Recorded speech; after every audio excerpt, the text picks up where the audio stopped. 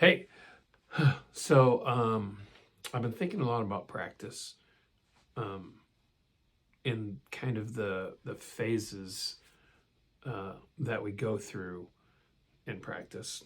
And for I don't know how many years it's been now, but for several years, I've been about technique and theory, um, and a lot of that stuff. And so that's what I would practice. I would practice scales, um, triads, cage system, different scales, major, minor, even modes. Um, Try to map pentatonics all over the neck. Just learn as much as I can about how to connect things on the guitar, and that's great. But when you do that, you you fall into this trap of doing things you're already good at. So once you master the caged system, like all over the guitar, right? I would typically do um, circle of fifths. I'd start on C, and I'd do every position of C there was, right? Here, whatever. You get all over the neck, and then I would do that, all 12 keys, um, all the way around the circle fifths. And then I'd get that down, and then I could do like minor chords for caged, which I don't see talked about a lot. But then again, once you get through that, now you're back to practicing things you already know again, because you're back to the cage system, or you're noodling around with the major scale. And there's some other things you can do. Is you can practice to a metronome and try to apply those things, with applying them being like the most important thing. I feel like that's where you go from like information to knowledge. Once once you have the information and you know where everything is in the neck, and you know how to connect things, you know where to go.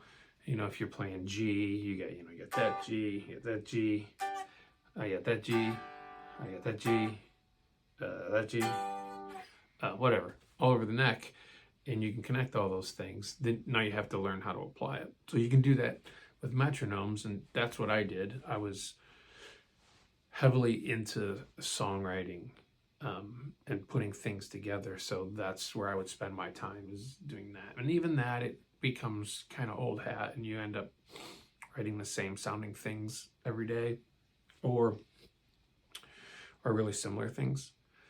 So I decided, man, I really want to kind of mix up my practice routine and do something different that I don't normally do. It's still important to do the things that I mentioned, the cage system, the major scale stuff. But it is like a warm up, like that's what you should do to warm up: arpeggios, scales, things that you already know, so that you retain them and you don't lose them. But then focus on things that you don't know, um, to use the information that you have to turn it into something musical and useful. So um, one thing for me is, I don't have a large. I'm gonna butcher this word. I don't have a large repertoire, a large catalog of songs that I know how to play. When I first started learning guitar, that's all I did was learn songs. But then at some point, I kind of forgot most of those, and I moved on to all other different kinds of theoretical things. One of those being ear training. So by learning songs, I can practice ear training.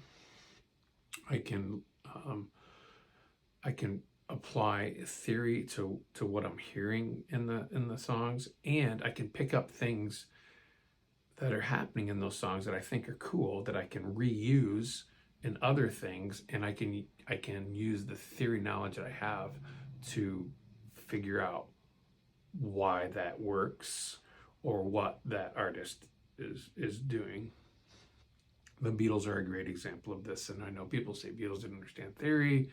George Martin did all that stuff. Doesn't matter. When I was learning Hey Jude and some other songs. One thing that mesmerized me about the Beatles is a lot of things might just be one chord, and they just have movement, voice leading in different chord extensions around that one chord. This is not a Beatles song, but just an example.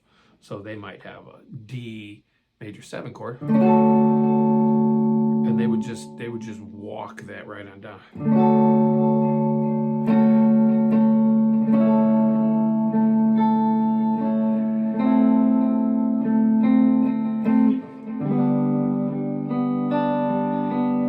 That's something very, very Beatlesque, and something that I use a lot when I'm coming up, when I'm kind of jamming on chords and I'm kind of putting a chord progression together to like solo over to practice. Why did I forget that word? Improvising. To practice improvising. That might be one thing I use.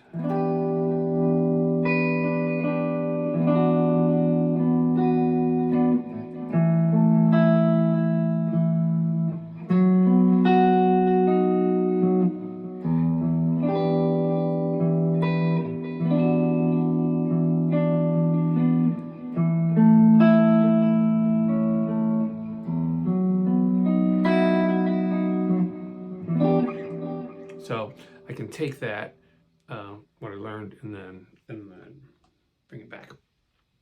So today, I picked a song. Now I'm not sure what the method is for picking songs to learn. I don't know if you just play it. Back in the day, we would just like play along to records. So you just pick a playlist and just pick songs. But I went to Zeppelin, since I have a Les Paul now. And I went to Zeppelin and I Custard Pie. And I figured I would learn Custard Pie. And what I learned from Custard Pie, it's a pretty simple song, right? It's all out of A minor, but there's a couple what sound like dominant 7th chords in there that are super interesting. One being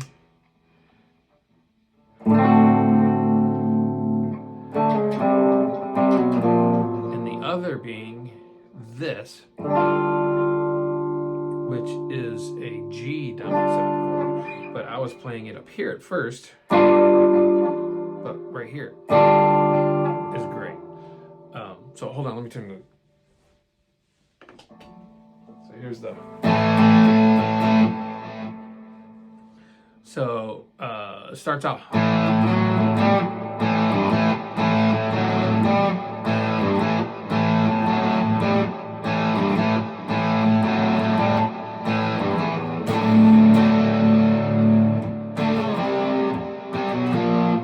This is the part I'm talking about.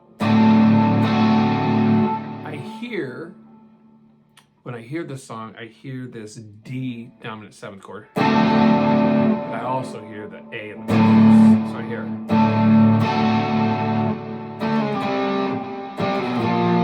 And it has that chromatic walk down, right? So that's cool. I like the that's my favorite chord in the guitar anyway. But if I make a dominant 7th out of that, assuming we're in the key of G, we're not here, but that's a topic for another discussion. And then the second one was here, so he does that again, then he goes. But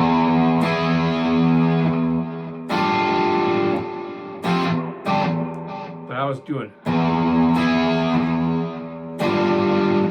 This is where the theory came in, because I was like, okay, that's definitely a G dominant. Because I hear that part. But that's hard to play.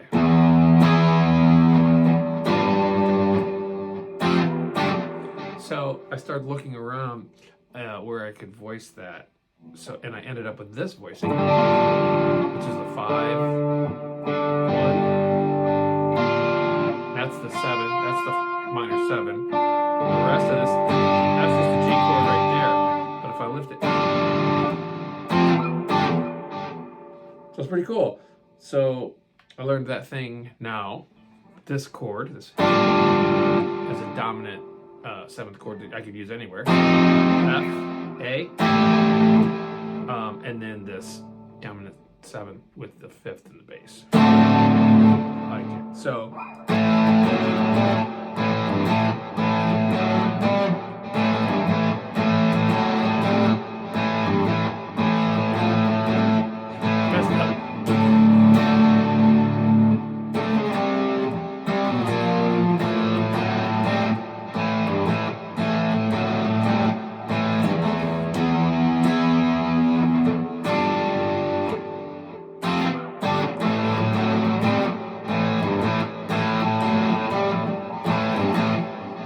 Okay, and again, this to get that, for some reason, that timing is a little off for me too. So that's another reason to pick up things that you don't normally do, even if you're not going to use it on a gig or anything else, just because there's different timings there to kind of force you into figuring out. Like I haven't even figured out what the time signature or tempo is of that song yet. I can't place the beats in it.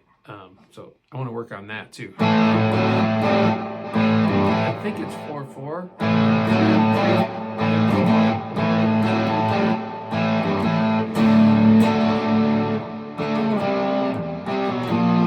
I don't know.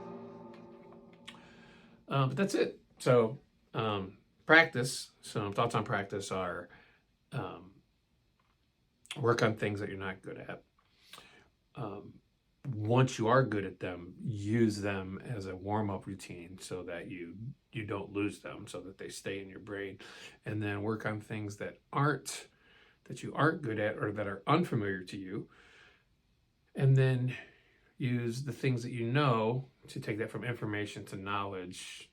And I'm using that in a way to take it like I have this information that I know, and I don't know how to use it, but once I know how to use it, now I'm knowledgeable about this thing, and I can use it in different musical contexts. That's it. Oh, no updates on the Spotify thing. I was hoping that